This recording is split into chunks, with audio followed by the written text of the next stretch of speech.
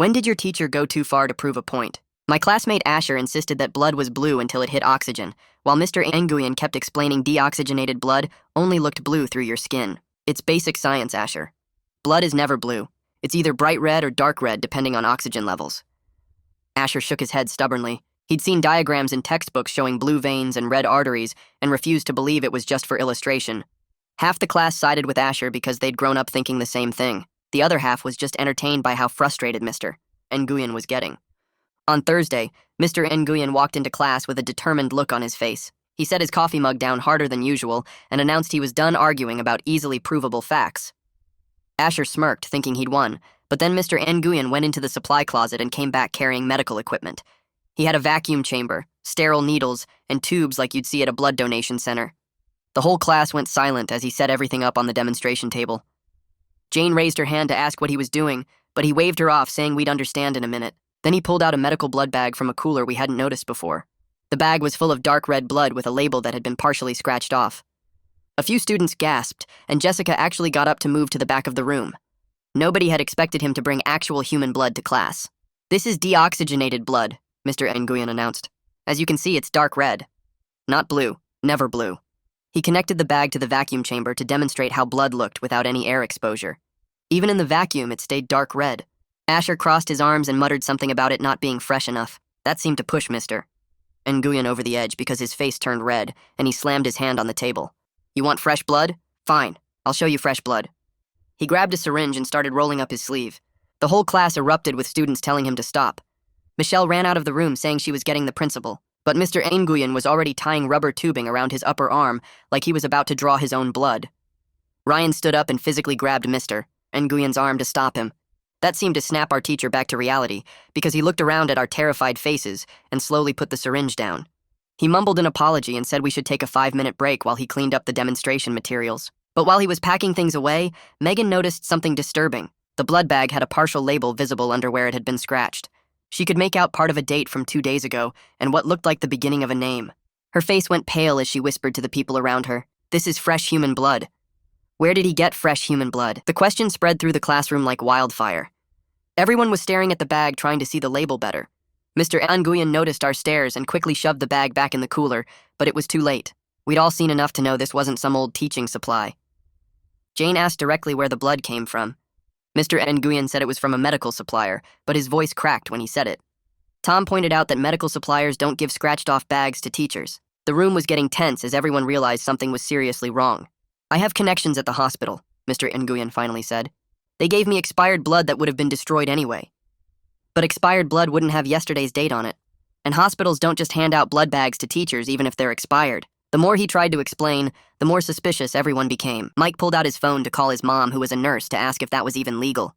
Principal Johnson arrived with Michelle just as the situation was spiraling. She took one look at the blood bag on the table and told everyone to leave the classroom immediately. As we filed out, I heard her asking Mr. Nguyen where he got human blood and why he thought bringing it to school was appropriate. We spent the rest of the period in the library while administrators dealt with Mr. Nguyen. Rumors flew about where he might have gotten the blood. After school, I overheard 2 teachers talking in hushed voices. They mentioned that Mr. Nguyen had been going through a rough divorce and acting erratically for weeks. His ex-wife had recently started dating someone new, and he'd been taking it badly. One teacher mentioned he'd been spending time at the hospital visiting someone. The next day, we had a substitute teacher. Principal Johnson came in to tell us Mr. Nguyen was taking a leave of absence. She assured us the blood had been properly sourced and disposed of, but wouldn't give details. We weren't allowed to discuss the incident, and anyone who'd taken photos was required to delete them. But Megan had done research overnight. She showed me a news article on her phone about a man who'd been attacked 2 nights ago and had to receive emergency blood transfusions. The victim's name was partially visible in the article photo. It matched the scratched-off label from the blood bag. My hands started shaking as I looked at the name on Megan's phone screen. The article showed a photo of Samir Huang lying in a hospital bed with tubes everywhere. The same name we'd seen on that blood bag before Mr. Nguyen scratched it off. I grabbed Megan's arm and pulled her away from the other students who were still talking about yesterday. We needed to figure out what this meant without anyone else hearing us. The blood Mr. Nguyen brought to class wasn't just some random medical supply. It came from someone who'd been attacked and needed it to survive. My stomach felt sick thinking about how Mr. Nguyen might have taken blood from a dying man. Megan kept scrolling through the article while I watched the hallway for teachers. The attack happened 2 nights before Mr. Nguyen's demonstration, right around the time he'd been at the hospital. The victim lost so much blood they needed multiple transfusions to stay alive. Megan whispered that we couldn't just ignore this, but we also couldn't go around accusing a teacher. Even if he was on leave now, this was serious stuff that could get us in major trouble. I nodded and we agreed to be careful about our next move. After school, I walked past the teacher's lounge on my way to my locker. 2 teachers were standing in the doorway talking about Mr. Nguyen. They didn't notice me slowing down to tie my shoe right outside. One teacher said Mr. Nguyen had been visiting the hospital every single day for weeks. She'd seen him there when she took her daughter to the emergency room. The other teacher mentioned his behavior had gotten really weird since his wife left him. Then she said something that made my blood run cold. His ex-wife was dating someone named Samir. I stood up so fast I almost dropped my backpack. Could the attack victim be the same Samir that Mr. Nguyen's ex was dating? I practically ran to find Megan, who was waiting by the bike racks. I told her what I'd heard and watched her face go pale. She said she'd check social media to find out if it was the same person. We both knew this was getting way more complicated than we'd thought. That evening at dinner, my mom asked why I wasn't eating much. My dad noticed I kept checking my phone under the table. They wanted to know what was going on at the school that had me so distracted. I remembered Principal Johnson's warning about not discussing what happened in class. So I just said we had a weird day with a substitute teacher. My parents exchanged looks but didn't push for more information. After dinner, I went to my room and waited for Megan to call. Around 9:30, my phone finally rang. Megan's voice was shaky when she told me what she'd found. She'd gone through Mr. Nguyen's ex-wife's social media accounts for the past few months. There were dozens of photos of her with Samir Huang starting about 2 months ago. They looked happy together at restaurants and parks and concerts. But the comments section told a different story. Mr. Nguyen had left angry messages on almost every photo before his account got blocked. He called Samir names and said his wife would regret leaving him. Some of the comments were so mean that other people told him to get help. Megan had taken screenshots of everything before the post could get deleted. The next morning, I got to the school early, and Ryan was already waiting by my locker. He looked like he hadn't slept much and kept rubbing his hands together. He said he felt terrible about grabbing Mr. Nguyen's arm in class. He kept wondering if he'd overreacted or made things worse somehow. I told him he did the right thing by stopping Mr. Nguyen from drawing his own blood. Who knows what would have happened if Ryan hadn't stepped in. Ryan seemed relieved, but still looked worried about the whole situation. Between second and third period, I heard Asher's loud voice in the hallway. He was telling a group of freshmen about what he called the blood bag incident. He kept laughing about how Mr. Nguyen went crazy over a stupid argument about blood color. A bunch of our classmates told him to shut up. Jane walked right up to him and said it wasn't funny when someone might have died. She reminded him that blood was meant to save someone's life, not prove a point. Asher's smile disappeared and he mumbled something before walking away. At lunch, Mike came running over to our table with his phone out. His mom had just texted him from the hospital where she worked as a nurse. The hospital discovered they were missing a whole unit of blood from their emergency supplies. They'd started an investigation but didn't have many details yet. Mike's mom wasn't supposed to tell anyone, but she wanted Mike to know something serious was happening. We all stared at each other, knowing this confirmed our worst fears. Tom leaned in and said we should go to the police with everything we knew. Michelle immediately shook her head and reminded us about Principal Johnson's warning. She was scared we'd get suspended or expelled for investigating when we were told not to. The whole lunch table started arguing in whispers about what we should do. Teachers kept walking by our table, and we'd stop talking until they passed. Everyone had different opinions about whether to speak up or stay quiet. The weight of what we knew felt heavier with each passing minute. Caroline Perry started pulling kids out of our next class one by one for what she called wellness checks. She had this fake worried look on her face when she came to get me during math class. Her office smelled like vanilla candles and she had those motivational posters all over the walls. She asked me to sit down and started with questions about how I was sleeping and eating since the incident. I told her I was fine, but she kept pushing with more questions. She wanted to know exactly what I saw in the classroom and who I'd talked to about it. Her pen moved faster across her notepad when I mentioned the scratched label on the blood bag. She asked if I'd taken any photos or if anyone else had. When I said no, she seemed disappointed and wrote something down. She kept circling back to what Megan and I had discussed after school. I stuck to basic answers, but could tell she was fishing for something specific. After 20 minutes, she finally let me go, but reminded me that spreading rumors could hurt people. Back in class, Mike looked stressed from his meeting with her and whispered that she'd asked him about his mom at the hospital. That night, I opened my laptop and started a Google Doc to track everything that was happening. I typed out dates and times and what everyone had said about the blood bag. I included the news article about Samir Huang and the timeline of when he was attacked. I wrote down what the teachers had said about Mr. Nguyen's divorce and his behavior changes. I saved screenshots of everything I could find online, including the social media posts Megan had shown me. The document grew to 5 pages, as I remembered more details from the past few days. I password protected it and made a backup copy on a flash drive just in case. The next morning, there was a man in a suit standing outside the main office talking to Principal Johnson.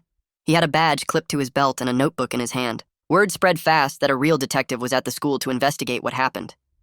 Eli Barrett introduced himself to our homeroom and said he needed to speak with everyone who was in Mr. Nguyen's class that day.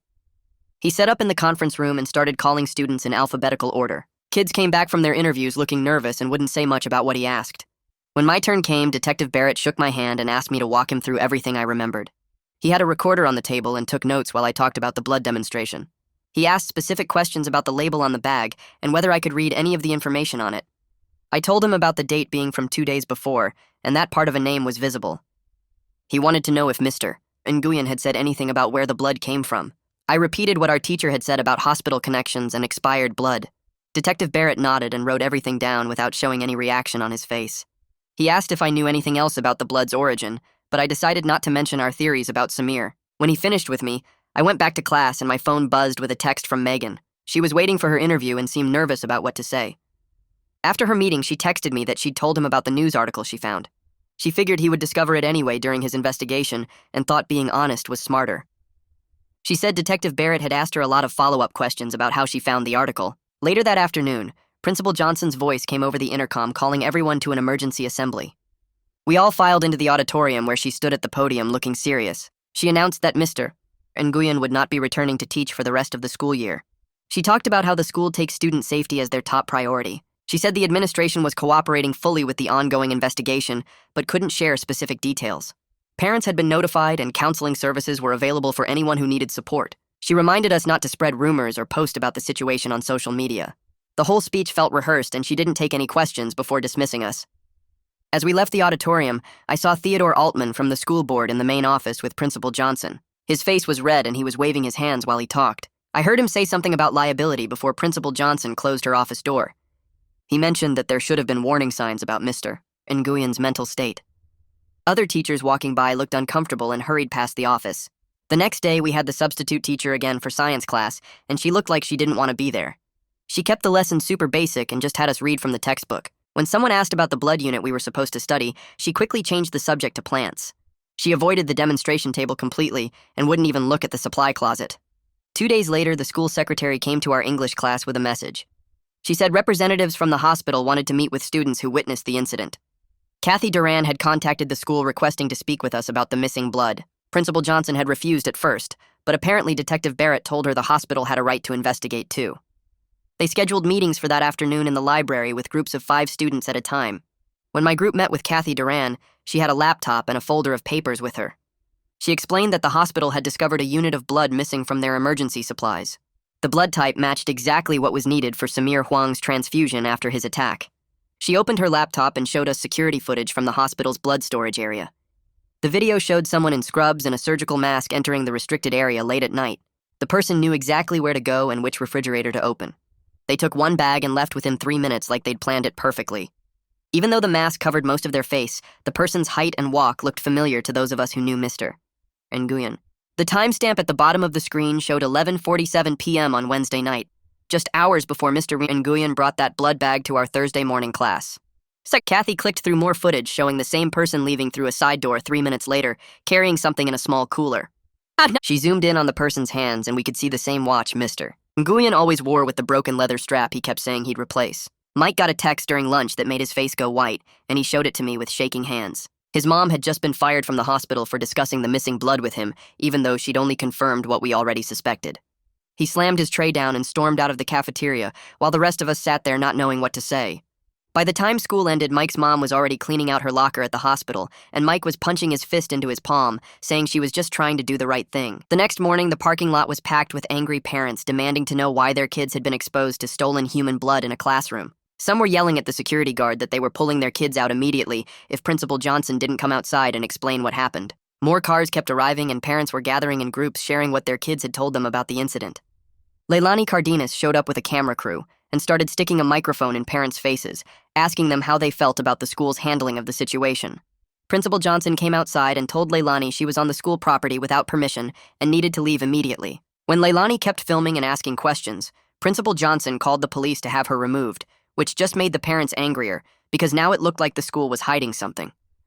2 officers showed up and escorted Leilani to the sidewalk, but she kept filming from there, and more parents went over to talk to her. Detective Barrett arrived the next day with official paperwork. and we watched from the library windows as he and two other officers went into Mr. Nguyen's classroom with boxes.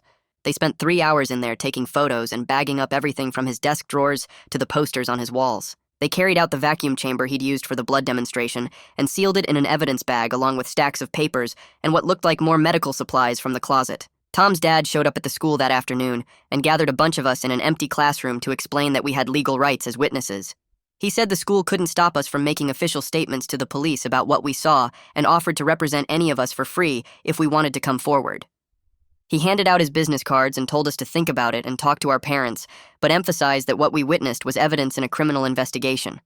That evening, Jaden Choi appeared on the local news standing outside a medical facility, saying his client, Mr. Nguyen, was receiving treatment for a mental health crisis. He read from a prepared statement saying Mr. Nguyen's actions were the result of a psychological breakdown following his divorce and that he never intended to harm anyone. He said Mr. Nguyen was cooperating with authorities and taking responsibility for his mistakes while getting the help he needed. The reporter asked if Mr.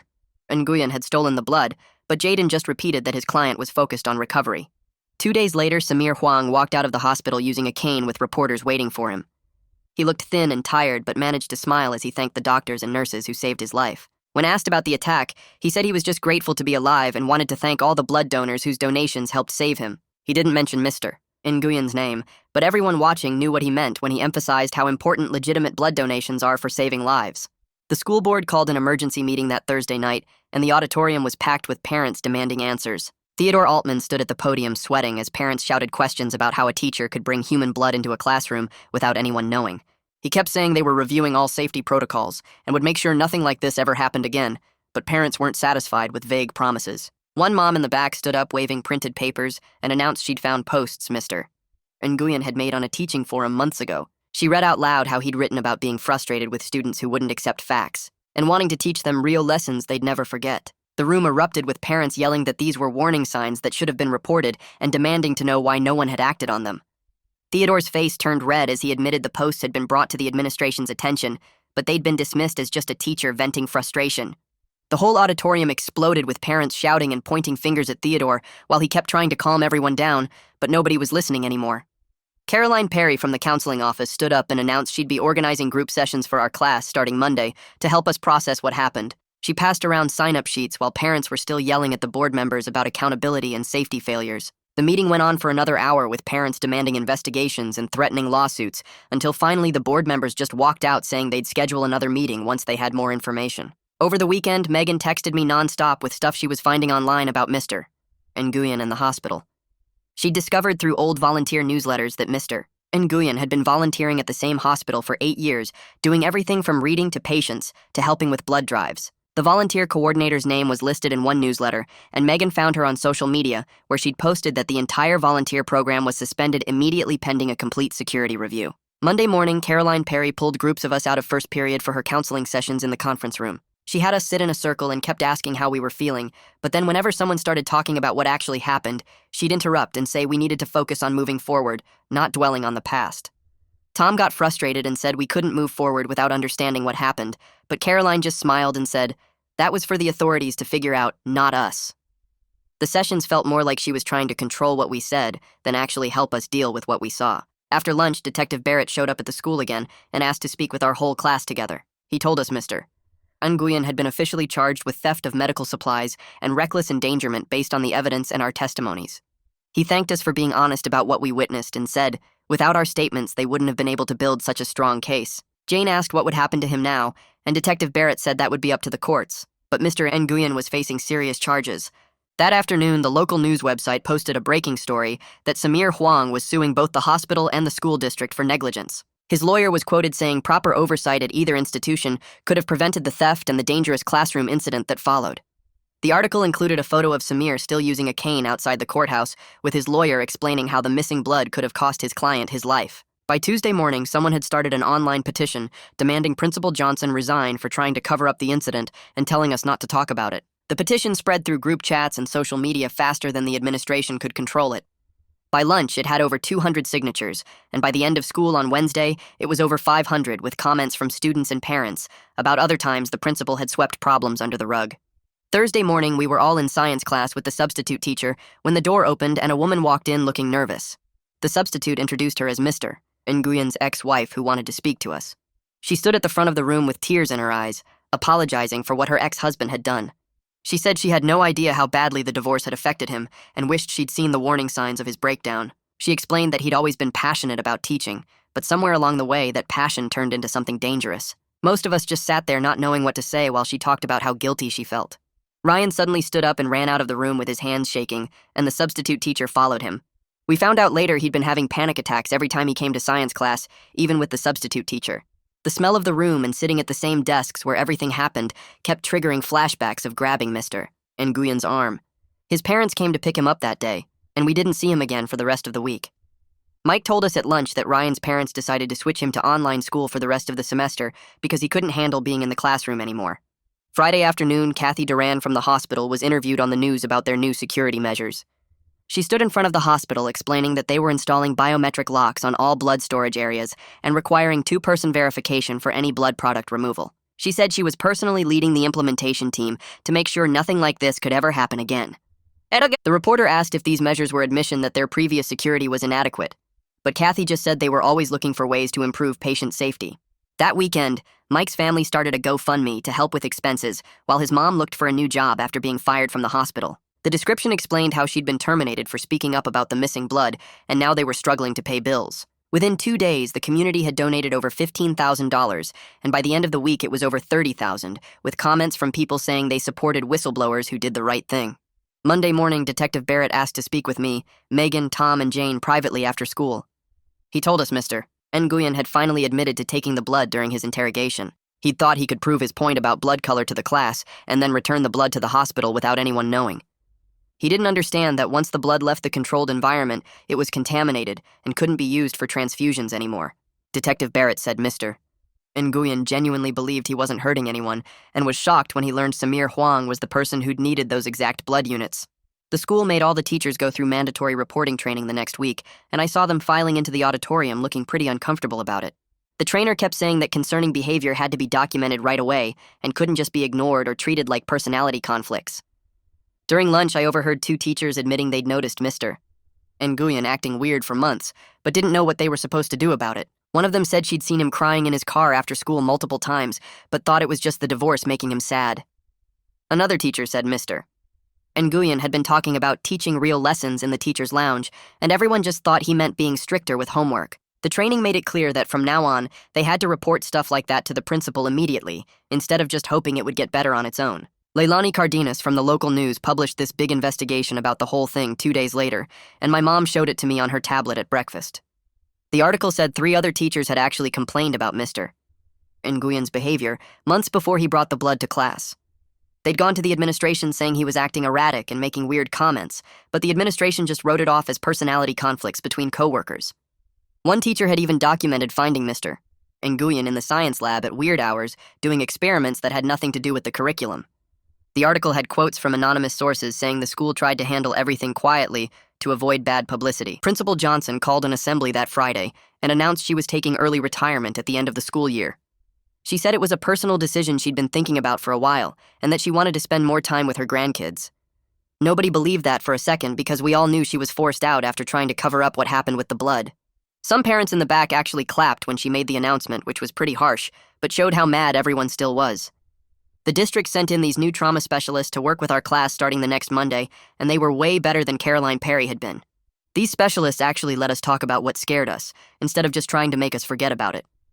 They had us do group activities where we could share our feelings, and they didn't rush us to move on like Caroline had. One of them told us it was normal to still feel upset weeks later, and that processing trauma takes time. They came 3 times a week for the rest of the semester, and Ryan even started coming back to the school for those sessions, because they actually helped. Meanwhile, the legal stuff with Mr. Nguyen kept moving forward, and Detective Barrett came to update us about what was happening. He told us Mr. Nguyen had decided to plead guilty to reduced charges instead of going to trial. The deal meant he'd do mandatory psychiatric treatment and give up his teaching license forever. He was going to serve 6 months in jail, and then 2 years of probation where he'd have to keep getting mental health treatment. Detective Barrett said our testimonies had been really important in making the case strong enough that Mr. Nguyen's lawyer advised him to take the deal. We also heard that Samir Huang had reached a settlement with the hospital for an undisclosed amount of money. My dad said undisclosed usually meant it was a lot, because hospitals don't want people knowing how much they pay out for security failures. The cool thing was that Samir donated part of his settlement money to create better security training programs for medical facilities. He wanted to make sure nobody else could just walk in and take blood like Mr. Nguyen had done. At lunch one day, Jane suggested we should do something positive to turn this whole mess into something good. After talking about it, we decided to organize a blood drive at the school to show that blood should be used to help people not stolen for weird classroom demonstrations. We got permission from the new principal and partnered with the Red Cross to set everything up in the gym. Our goal was to collect 100 units of blood, and we made posters and announcements to get people to sign up. The blood drive happened on a Saturday, and way more people showed up than we expected. Parents, teachers, and students from all grades came to donate, and by the end of the day, we'd collected 147 units of blood. The Red Cross people said it was one of the most successful high school drives they'd ever done. Samir Huang actually came to thank us personally and gave a little speech about how our response to the crisis gave him hope that good things could come from bad situations. He looked pretty healthy considering everything he'd been through, and people gave him a standing ovation when he finished talking. Mike told me later that week that his mom had gotten hired at a different hospital across town. This new place specifically wanted her because they valued employees who spoke up about safety concerns instead of punishing them for it. She became their patient safety advocate and used what happened at her old job to help create better protocols for blood storage and tracking. The hospital even asked her to speak at conferences about the importance of whistleblower protections in healthcare. Things kept changing at the school too, with the district implementing surprise safety audits where outside reviewers would show up randomly to check for hazardous materials or concerning situations. At first, the teachers complained about it being disruptive, but after a few audits found legitimate safety issues in other schools, they started seeing why it was necessary.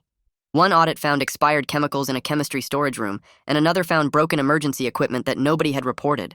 The audits actually helped catch stuff before anyone got hurt, which made everyone feel better about the whole new system they'd put in place. A few weeks later, during morning announcements, they called Megan's name over the speakers saying she needed to report to the main office, and we all looked at each other wondering what was going on since she never got in trouble. Turns out the district was giving her some big citizenship award for all the investigating she did during the blood bag mess and how she helped uncover the truth about where it came from. She came back to class carrying this fancy certificate and a letter saying they'd put $500 toward her college fund, which was pretty cool. At lunch, she told me she'd decided she wanted to be a journalist now because she saw how important it was to dig into things and find out what really happened instead of just accepting what people in charge told you. Her parents were super proud, and her mom even framed the certificate to hang in their living room. Around that same time, I heard from my mom, who ran into someone at the grocery store, that Mr. Nguyen's ex-wife and Samir were moving to Portland to get away from all the attention the whole thing had caused. Before they left, though, they made this big donation to the local mental health charity and put out a statement saying they hoped it would help other people going through crisis situations before things got as bad as they did with Mr. Nguyen. The new principal who'd replaced Johnson after she retired was this younger woman who actually listened to students, and one of the first things she did was set up this anonymous reporting system where anyone could flag concerns without worrying about getting in trouble. She put these locked boxes around the school where you could drop notes about anything that seemed wrong, and she'd check them every day herself. Within the first month, that system caught 3 different issues, including a teacher who was drinking during lunch breaks and a janitor who'd been taking pictures of students without permission. Our science class decided we wanted to do something positive with everything we'd learned, so we spent a whole month putting together this huge presentation about blood donation and safety that covered both the science part and the ethics of how blood should be handled. The health teachers loved it so much they made it part of the official curriculum, and now every freshman has to watch our presentation during their first semester. We even got the Red Cross to come review it, and they said it was one of the best educational tools they'd seen from high school students. Detective Barrett came to visit about 2 months after everything wrapped up, and principal gave him time to talk to our whole class during 6th period. He said we'd handled everything exactly right by documenting what we saw and cooperating with the investigation instead of trying to handle it ourselves or covering things up. He told us that because we'd kept such good records and been willing to speak up, it made the whole case way easier to resolve and helped make sure everyone got the help they needed, including Mr. Nguyen. The state education board ended up creating these new guidelines that required teachers to get approval before bringing any biological materials into classrooms for demonstrations. They called it the Nguyen Protocol, though they didn't use his full name in the official documents, just the initial N followed by protocol. Every science teacher in the state had to take a training course about it over the summer and sign forms saying they understood the rules. 6 months after everything happened, we found out through the grapevine that Mr. Nguyen was doing better in his treatment program and had written apology letters to everyone who was affected by what he did. Most of us didn't want to read them because we'd moved on, but Jane and a couple others said reading his apology helped them get closure on the whole thing. The hospital where the blood got stolen ended up becoming this model for security improvements, and Kathy Duran started speaking at medical conferences all over the country about preventing internal theft.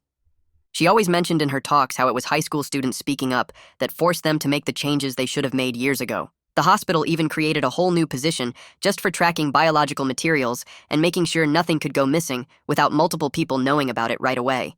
Tom surprised everyone by announcing he was going to become a lawyer focusing on education law, because seeing how the legal system protected us during the whole mess made him realize how important it was to have good advocates. His dad, who was already a lawyer, started mentoring him and helping him understand all the different ways lawyers could help protect students' rights and make sure schools stayed safe places to learn. Ryan had switched to online school after his panic attacks got bad, but by senior year he'd worked with a really good therapist and felt ready to come back for his last year. He was different from before in a good way, and started this informal support group for other students dealing with trauma or anxiety, where they'd meet in the library during lunch once a week just to talk and help each other out. The rest of junior year, our whole class stuck together in this weird way that surprised everyone, including us. We made a group chat called Blood Class that started as a joke, but turned into something real where people would post about tests they were stressed about or family stuff going on. When Mike's dad lost his job in February, we all chipped in money without him even asking, and left it in his locker with an unsigned note. Jessica had panic attacks in science class for months, and we'd all just quietly move our desks to give her space to leave if she needed to without making it a big deal. Tom started tutoring people in math because he said helping others made him feel less anxious about what happened. By senior year, we were known as the class that went through something together, and teachers treated us different, more careful, but also with more respect. At graduation, the new principal who replaced Johnson stood at the podium and called our whole class up for special recognition. She handed us certificates for courage and integrity while our parents took pictures and most of us tried not to cry. The local newspaper wanted to do a story on the 1-year anniversary, so Megan and I spent 3 weeks writing an article about how speaking up changed everything at our school. We interviewed other students and teachers who said the new safety protocols made them feel more protected, and the anonymous reporting system had already caught 2 other dangerous situations before they got bad. The blood drive we organized that first spring after the incident collected 147 units, and the next year's class wanted to beat our record, so they got 163 units. It became this huge competition where each grade tried to outdo the previous one, and the Red Cross started sending extra trucks because they knew our school would deliver. Detective Barrett emailed me during my first semester of college to say Mr. Nguyen had finished his treatment program and was working at a mental health center helping other people who'd had breakdowns. He said Mr. Nguyen would never teach again, but had found a way to help people and seemed genuinely better. Kathy Duran sent our class a letter saying the security system she designed after our incident was used in hospitals all over the country, and she'd named it after us, though she just used our graduation year, not our actual names. She said in 2 years it had prevented 43 thefts of medical supplies and probably saved lives because of what we'd been brave enough to report. Looking back from college, I can see how we all changed in different ways from what happened. Megan became a journalism major focused on investigative reporting, while Tom went to law school and Mike became an EMT. Jane started a nonprofit that trains students on how to report concerning behavior safely, and Ryan became a therapist specializing in trauma. The school itself changed too, with cameras in every classroom and clear rules about what teachers could bring in for demonstrations and monthly safety audits that actually meant something. They renovated Mr. Nguyen's old science classroom over the summer before my freshman year of college and turned it into this amazing lab with proper ventilation and safety equipment and locked storage for any materials. My mom sent me a picture of the small brass plaque they put by the door that just said, "Student Safety First," with our class year underneath. Nobody talks about the blood bag anymore, but everyone at that school knows something big happened that changed everything, and that one group of kids refused to stay quiet when adults wanted them to. That's it for today. Thanks for hanging out while I rambled about this stuff. Subscribe if you want more. I'll be here.